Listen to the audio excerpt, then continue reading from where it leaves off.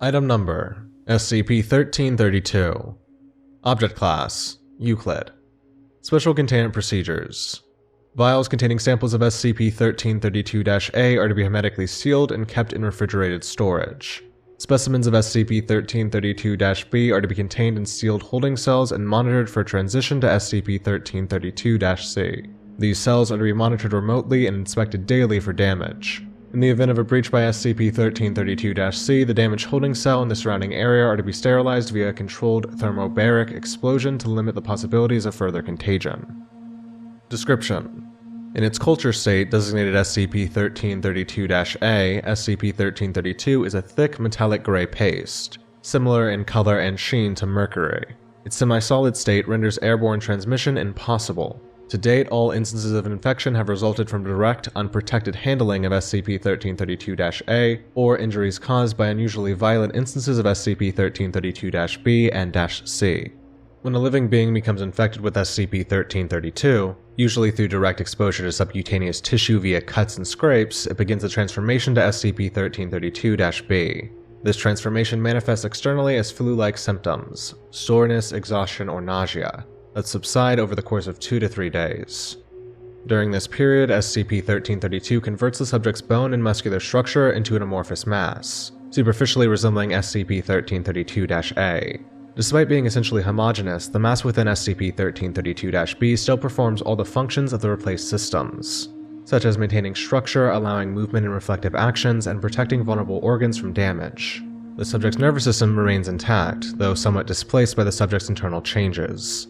The autonomic nervous system seems to maintain the density and structure of the mass, allowing SCP-1332-B to maintain the appropriate shape.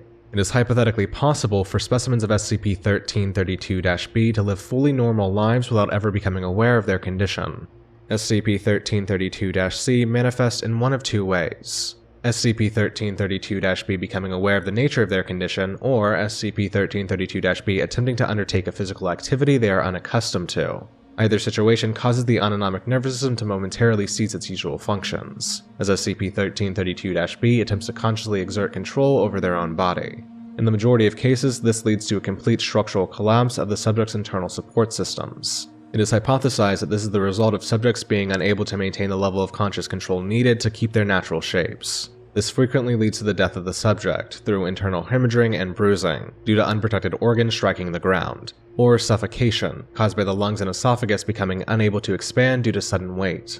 In rare instances, subjects will manage to regain some control over their own structure, which very frequently leads to massive lacerations and blood loss, as the panicked subject inadvertently pierces their own skin from within as they fight to control their shape. On the rare occasion a subject survives this collapse, they are designated SCP-1332-C. Specimens of SCP-1332-C rarely survive longer than 2 to 3 days, due to the new physiology rendering eating and drinking difficult, if not impossible. But observation has suggested that SCP-1332-C retains at least some of its human cognitive abilities. The amount varies from subject to subject. The transformation from SCP-1332-B to -C often results in trauma directly to the brain. The subjects have been shown to attempt to move towards persons and objects familiar to them, to retreat from examples of phobia specific to the subject, and have, on occasion, attempted to embrace personnel they perceive as friendly.